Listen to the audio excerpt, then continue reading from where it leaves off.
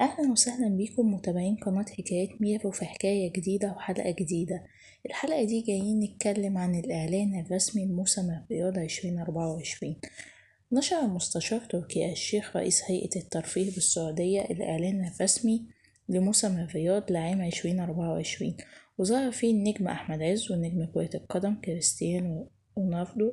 وظهر أحمد عز في بداية الإعلان وهو يجلس على كرسي وبيتابع الحضور في موسم الرياض، لتقع عينيه على كريستيانو اللي بيلعب كرة القدم وبيشوط الكرة ناحية عز، ويستعرض الإعلان نشاطات مختلفة المتواجدة في موسم الرياض من مصارعة التسويق وبيت باربي وقلعة ديزني.